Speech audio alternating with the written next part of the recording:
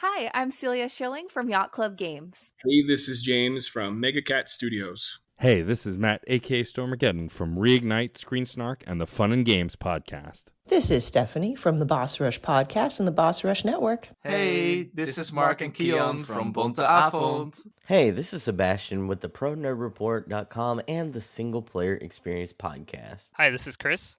Mike. And Garrett from Daylight Basement Studio. Hey, this is Todd Mitchell from Code Right Play. Salutations, this is Mike Carroll from Stroll Art. Hey, this is Jeff Moonen from Fun and Games Podcast.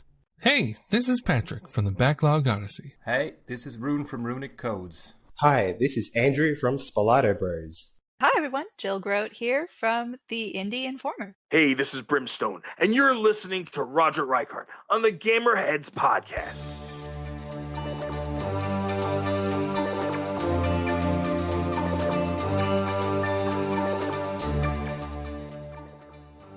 And welcome to another episode of the Gamerheads Podcast. My name is Roger.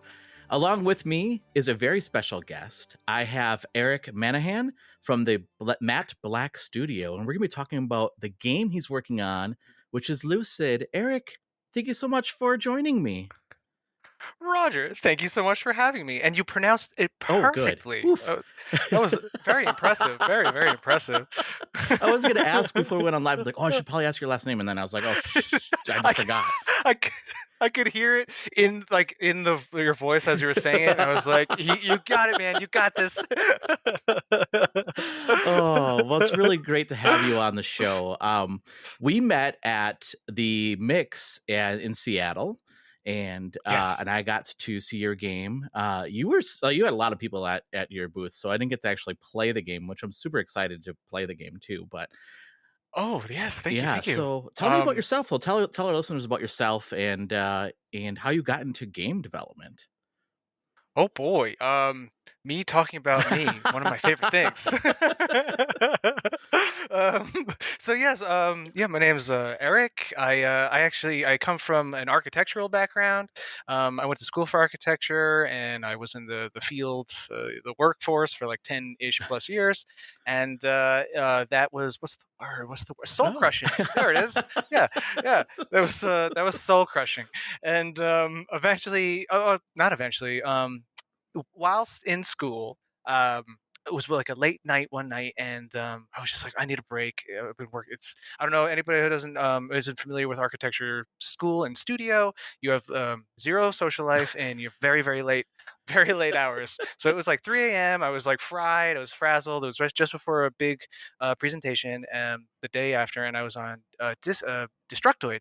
And I read this article about this little old game, had a demo called Iconoclast. Oh, yeah. And I played the demo. It was amazing. And then I read further in the article. It was like, oh, one person made this. I was like, get the You can swear on the show, by the way. It does. So it's okay. Okay, great. Yeah. Okay, awesome. I was like, get the fuck out of here, man. So I unlike myself, I was like, it must have been the late night stupor. I emailed him, and he responded, and he was very helpful, very, very polite. Yeah, super awesome. He pointed me in the way of Construct, this the other thing. But long story short, that guy put me on the path to game dev. So all because of him. I started doing it as a hobby.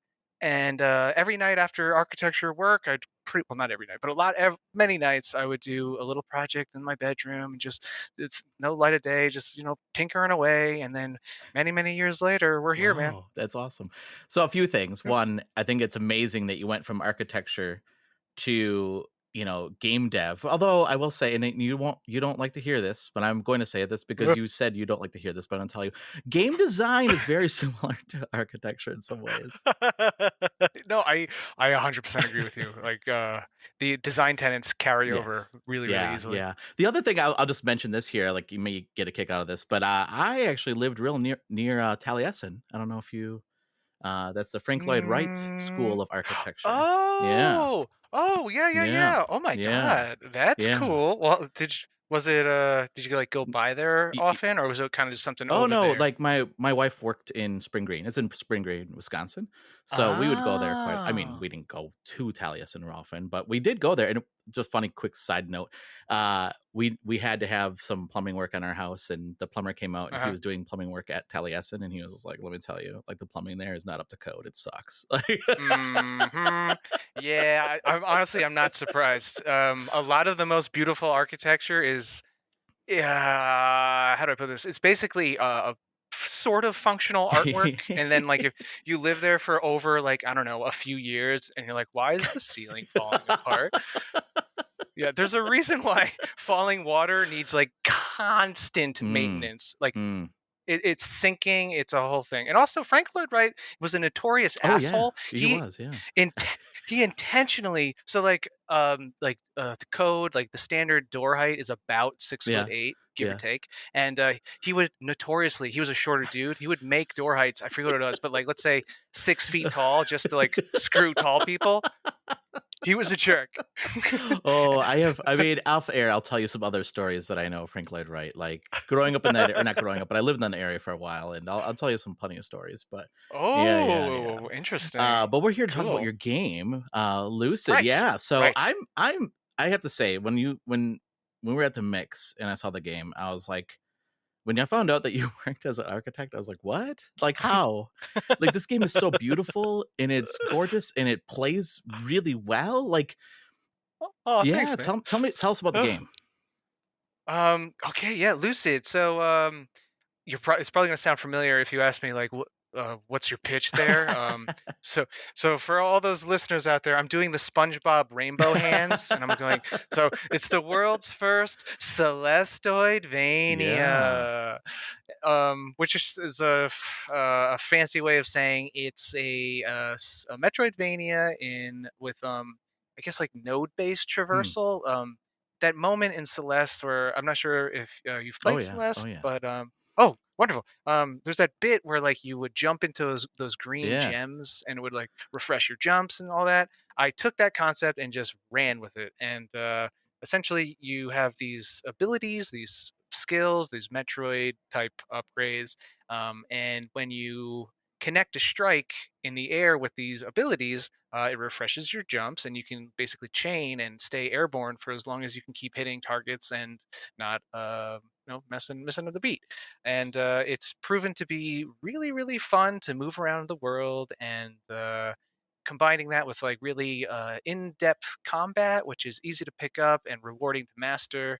It seems to be kind of hitting a bunch of like little light bulbs in people's heads when they get away from playing it. They're big smiles on the face, which puts a big smile on my face. Yeah, that's awesome. And so it wasn't just the Metroidvanias or Celeste that influenced this game. What I know you mentioned to me at the mix some other influences, but what were some of the other games that influenced this? Oh man, if I had to boil down the the recipe, the soup that is the Lucid soup, to its like main meat potatoes, I would say that it would be Super Metroid, Legend of Zelda, A Link to the Past / Ocarina of Time / Majora's Mask, Mega Man X and Z, X1 to 4, and then I would say more modern stuff would be obviously Celeste, and then oddly enough, like Doom 2016 / Hades. Okay. And every time I say that, I get the yeah, because that you didn't mention that when we were in Seattle. What? Yeah, tell me more about that. Mm-hmm. So that's where like the moment to moment combat, like the very arena combat kind of play comes into play. So there's the overworld kind of Metroidvania bits, but then when every now and then you'll get to these little portions that kind of lock you in, like I think they're called blood walls, according to Double Fine. These blood walls kind of lock you in, and you have to like defeat an arena of waves of enemies, like and this is where the Doom Hades kind of comes into place, where it's like very fast paced, and the dashing and all that stuff, and like using all your abilities. And I guess the Doom portion comes into play where you can swap your abilities on the fly. Like you enter that slow mo. I don't know if you've played Doom 2016, but yeah, when you stop to switch guns, it kind of goes slow, and you got that wheel to pick what gun you want to use. Yeah. So like there's going to be enemies where you have to go in and use ability A, and then you could then open up to ability B, and then swap to ability C, and then you can take out the enemy all while dip dodging and diving and rolling and all that fun stuff. But, yeah, that's where that comes from. This is your first game. Yeah. Yeah. I mean, I've been playing games for like 30 years now. So I never thought like what I'd be doing, like studying. It all kind of like sticks in your brain, and like I have I don't know, you kind of get a feel for like this feels good from playing so much. So I don't know, it's like innate kind of I just feel it out, man. But yeah, this is my first game. Yeah. It's just so impressive that you like went from architecture to game development. That just blows my mind. What came first when you were designing this? When you were designing Lucid, like what was the first thing you were thinking through? You were thinking through the combat, the mechanics, the art style. What was your first thoughts? Oh man, that's great question. So it kind of, this is gonna be such like a pompous answer. But it's kind of the truth. But so in architecture school, you kind of get trained how to design, right? And in design, or at least in architecture, you got to think really holistically. So, and also you have to justify and have a reason for every move you make. At least that's what we were told. So like, why is this wall here? And you just say, oh, because X, like a shitty reason. You get like flocks and inflamed or whatever, like for like you need to have a reason why this is here. Like, oh, it's to hold the pipes to get the water to the second floor, it's the wet wall, it's this, that, the other thing. So you have to have reasons. That's all to say that you have a holistic design. So when designing Lucid, it was a very from the ground up super holistic, where like the art and like the colors and the shapes of the attacks are this way because let's say you're going up and it's looking like a spear, so it's a very like vertical, like very telegraphed that like this is the up attack. And so yeah, it's I guess so combat or movement, it was both at the same time, and that's the holistic point. That's the whole stupid spiel I'm trying to get to. Is it was hand in hand. And I learned this when playing Celeste and The Messenger and Mario Odyssey and what else? Even Spider-Man on PS4. It was the lesson that movement has to be, getting from A to B has to be just as fun and feel good, and because you're going to be moving for the majority of the game. Why waste time and not have fun doing it? So mobility and movement has to be just as engaging as the combat. So I decided that every ability, so they're called crystal arts. Your crystal arts will not only enhance combat, but they're also going to expand mobility. So every single skill you get will like add a new bit of weaponry to your arsenal, but it's also going to be able to change the way you move around the world. Be it unlock new areas, be able to access little secrets over there or little treasures. But yeah, it has to do, everything is doing double work. Wow, that's impressive. I mean, it makes sense, right? That translation from your previous life to this new life, that again makes sense, right? But so like, how, like, did you do the artwork yourself? Did you hire people? Like, the artwork is amazing in this game. So I started. I love pixel art. I've always loved pixel art, and I started as a wee little lad, and I just kind of kept at it for years and years and years. I never thought of it, but like practice gets better, and yeah, I can safely say like 95% of the art is all done by yours truly. I've had I've had a few friends, especially during the Kickstarter, getting ready for Kickstarter. I was like, hey man, could you like make me a dog, please? And he's like, absolutely, I got you. Or I'll be like, hey man, could you add like some foliage to this house? And he's like, I got you. But for the most part, I've been doing a lot of the art in-house. Wow, that again just blows my mind. Like, the game is gorgeous. Like, it's such a beautiful game. Oh, thank you. Oh my gosh, like when you walk up and you just see that, you're like, not only does it look clean and smooth and crisp, but oh my gosh, it's just beautiful. It's a beautiful game. Amazing. Thank you. That's something. I mean, something I've hoped to achieve is that another thing with architecture. It's like I can't say I regret learning architecture because it helped me so much. But it's like that guy. But there's like I learned like hierarchy of information and being able to convey a lot of information and make sure it's clear on screen and it's not cluttered and like oh that's probably gonna hurt me and this is probably safe and that's a ledge and the foreground's not fighting with the background and the midground's not fighting with the foreground and everything's legible, especially in such a fast-paced mechanically deep game. It's got to be very clear at an instant. And some trick I learned actually was I think it's called like the blurry eye test, where let's say I'll play my game, or I'll play Lucid, and I'll like squint my eyes and make it really blurry. And if I can still see what's going on and be able to play, I know I'm good and I can proceed. And it totally works.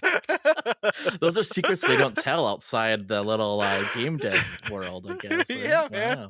Wow. That's so funny. But so this is built in Unity, right? I'm gonna get a little nerdy here. This is built in Unity, right? Yeah, we're like talking the day Unity just fucking torched itself. I know. But it is. It is right now. It is for sure. So I mean, outside of the fact that yes, those changes are really strange changes that Unity just came up with. One thing, so because like this full disclosure, like I dabble in Unity as well. Like I'm not. Fine. I'm not that good. But like for me, like part of it is like thinking through not just the coding, because I think that's intimidating enough, but also just knowing like how much the system can take and like where can you make cuts and like make sure that you're not over asking too much of the system, right? Like the performance wise, like how did you navigate that? How did you learn that? How did you go about tackling learning Unity? Oh, dude, that's a really fun question. Yeah, that one. I have like not nightmare. It was a rough one because I learned to use what's it called? Oh my god, the thing with all the oh my god, what is it called in Unity? I'm like opening it up as we speak. Window, general, hierarchy, project console, test runner. Jesus Christ, there's something called whatever, the tool that you use in Unity that kind of helps you optimize and check your performance. I forget. I'm like completely blanking on what it's called. I can't help you. I'm not that good at Unity. Okay, yeah. I can't help you. What the heck is it? Analysis? A profiler. Thank you. Yes. In the Unity profiler, I became very. It's like oxymoron. I became really well knowledgeable of the profiler, and I don't know what it's called. I became super knowledgeable about the profiler, sans its name, and it really helps. But so like something I ran into was I had a computer that for whatever reason the build was running fine on so many other computers, but my laptop, it was just like lagging and getting super hot and it was not good. And I was like, well, and apparently it was a nice computer. So I was like, well, if my nice computer is running this, like it means it's my fault. So I have to optimize. So I optimized the crap out of the game. I read forums upon forum posts, upon Reddit posts, upon YouTube videos on how to optimize your game, be it like not using transparent particles, because every bit of transparency, it has to run that pixel as many times. Like not only is it let's say it's a sprite, you have to run it first time for the sprite, then the second time for every layer it touches behind it. So if you have, say, a bunch of particles that are transparent, that's going to do a lot of damage. So a lot of particles became opaque. What else? Oh, there's also tiny optimizations you can do in code, be it instead of doing like checking, I forget what the line is, but it's basically a long form check for tag. There's a shortcut, a more optimal check does the exact same thing. It's just written differently, and that saves a lot on garbage allocation. So there's a lot of little tips and tricks that you can learn out there. It does take some time and learning how to read the profiler, and it's a pain in the ass and it's not fun. But holy crap, man, I was able to get my potato of a computer to run 60 frames per second, and then get this. It was just my Oh computer. It was no! literally, it was just my computer. No! Something fried on the Oh inside. no! So then when I got a new computer and I played it, and it ran so smooth. It was like butter. Yeah. So in the long run, it was totally Yeah. worth it because it runs so nice now. But god damn it, I was like, oh, it was just my faulty computer. Oh man. But you probably learned a lot in that process. I Yeah, did. I sure yeah. did. Yeah. Silver lining for sure. Well, being your first release, what were some of the challenges that you faced that you didn't expect, like when you went into game dev? Ooh. There are a bunch out there. Let's see. Learning how to run your socials, learning that you have to be a marketing guru. You have to mix and mingle. You have to deal with suits sometimes. Like I thought, like I was out from that, and it's just it never ends. But yeah, you just there's a bunch of shit you got to navigate as in a game dev. You have to wear a lot of hats. But like honestly, I've worked more hours, longer hours than I ever have, and I feel so much more rewarded and way happier than I ever was doing a 9 to 5 and making way more money than I am now. But yeah, I am poor as shit. But I'm happy. Oh, that's funny. It's funny that I mean, I have interviewed a lot of indie developers, and I think that's like the number one thing is like I didn't realize the marketing and the social and the like, being out there, being the face, right, of your own company. Like that seemed to be like a resonating thing that everybody has said. Like that was not something I was expecting. I completely agree. And I mean, even just running a Discord just today, dude. Man, like when it rains, it pours. Just today we my Discord is one of the most lovely, but I love them. They're so kind, so supportive. They help each other out. They boost each other up. They help with each other's projects and advice. So good. So when someone does come in and starts like throwing shit in the soup, we got our first troll today, and like white blood cells to a wound. Everyone came out and like yo. So yeah, you got to even learn how to like I don't know, be a mayor of like a little town sometimes. It's not. I was like, this was not on the job application. Oh, but it's so true. It's so true, though. Yeah, that's wow.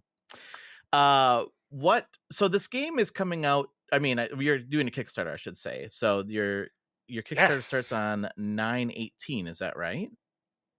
That's correct. September 18th. So tell us. Oh, sorry. Go ahead. I mean. Oh, sorry. I didn't. Sorry, So September 18th. Tell us about some of the rewards, I guess, at those different tiers that people can sign up for. So yes, September 18th. Less than a week away. And also it's my birthday. Oh, that's awesome. Yeah.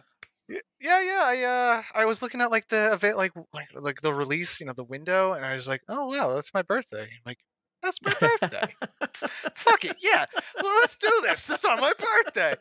So I just ran with it. And then a buddy was like, dude, it's Mondays apparently aren't great. I'm like, it's my birthday. I'm like, okay.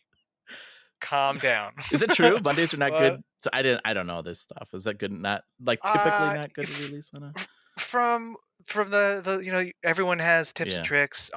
Some tips and tricks that you will maybe receive is that you want to do like later in the week. The thinking is that it's after payday and stuff and all that. You know what? Like, I just want to. I'm trying not to like sneak trick you into backing Lucid. Like if you believe in this project, let's do this. But to your question, was it backer rewards? Let's see. Backer rewards. I can say that there are most certainly Kickstarter exclusives. At the very first tier, every Kickstarter backer will receive 3 Kickstarter exclusive talismans. Those are essentially your like Hollow Knight badges. Yeah, Cool. so they're going to be Kickstarter exclusive, like things you can put on and alter how you play. And on top of that, there's going to be a Kickstarter exclusive area. I don't want to spoil what it is, but it's going to be a very like insider baseball. Like if you're gonna hopefully want to join the Discord. There's a special place for backers of the Discord, and it's gonna be an homage or a love letter in and of itself to the community, and hopefully people enjoy it. Cool. But and also there's a bunch of digital rewards. I don't want to spoil too much, but there might be a prequel comic. What? Yeah, a little bit of art, like an art book, maybe an album Oh, or here, or something like cool. that. Yeah, a bunch of little goodies, a bunch of little goodies here and there, and then let's see, I'm looking through and like which one do I want to? Then there's like the classic, I don't know, stuff you would think like maybe design a NPC or a boss or a mini boss, stuff like that. Cool. But yeah, That's awesome. yeah, I'm looking forward to. Um, I really want it to develop, make it like an us together, like community thing, and get input and make people in the community who really are excited to be excited not only for the game but to get a chance to like get their little bits and tidbits of ideas into a project. That's cool to me. Yeah. Looking forward to it. That's cool. And do you have? Can you share the link or share the site? Or I mean, is it just? Yeah. Oh, absolutely. Yeah. Do you want to share your Kickstarter? No, never. No. You guys have to figure it Just out. Google it. Yeah, just go down. I went out and I found a link, and I was like, "This is my link," and it is www.lucidkickstarter.com, and that will take you to the page that you could follow. I mean, there's a few more days to follow, but please do. Those numbers seriously help the algorithmic gods and will help Lucid kind of like peek through and be seen by more people. So please go to www.lucidkickstarter.com, follow the project, be there on launch day, and it should be a good time. It's going to be fun. I have one last question for you before I have you. Bring it. What's one thing that you learned about yourself in the process of making this game? Ooh. What's something I learned about myself? I learned that I am actually a little my biggest flaw is I work too hard. Now I learned that I used to paint myself. I think it was from working in New York City in high-end residential, and just kind of like I felt very curmudgeonly, and I painted myself as not super friendly. But it turns out I'm actually pretty friendly. I was gonna say, really? Yeah, and working with people has been a pleasure, and everyone's been super kind, and I've gotten some comments and feedback from people I've worked with, being like it was really nice working with you, and I just didn't expect to hear that because I've always been like I have really high I hold myself to super high expectations, and I work with people and I expect them too, but we lift each other up, and I'm always afraid that any critique or any of this that'll come off too hard, but so far everyone's been very like it's been really great working with you. You give great feedback in a nice way, and I was always afraid that I'd come off as an asshole, but I learned that I don't, so that's nice. So that was So you learned you're not an asshole. That's amazing. I learned, yeah, that was really, like that was so nice. I was like, oh my god, I'm not an asshole. Oh, it was that's just a weight the off job. my shoulders. I get it now. Yeah. Oh, that's hilarious. Yeah. Eric, how can people find you on social media and follow the progress of the game besides the Kickstarter, obviously? Yeah. Let's see. Well, friends. Obviously, if you want to make my birthday super awesome, you will go to lucidkickstarter.com and follow and support the Kickstarter. But then after that, there's also, let's say, if you would like, I don't know, like interactive, like questions and polls and I don't know, more funny and a little bit closer interaction to me, you could definitely follow me on Twitter. What is my handle? It is something stupid. It is okay. It's at _ the Matt Black. Matt as in MATTE, not Matt the name. Matt as in like the material. So the _ the Matt Black. That'll take you to Twitter, Instagram. Same kind of Matt Black Studio. There, I post more content. I post the same content, but I post content with more like lore bits and story and world building there. But honestly, if you guys really want to get a part of this really cool community, come to the Discord. On both of the socials I just said, there's like Discord links, but please come to the Discord. Everyone's super awesome. We talk video games, movies, art, music, you name it.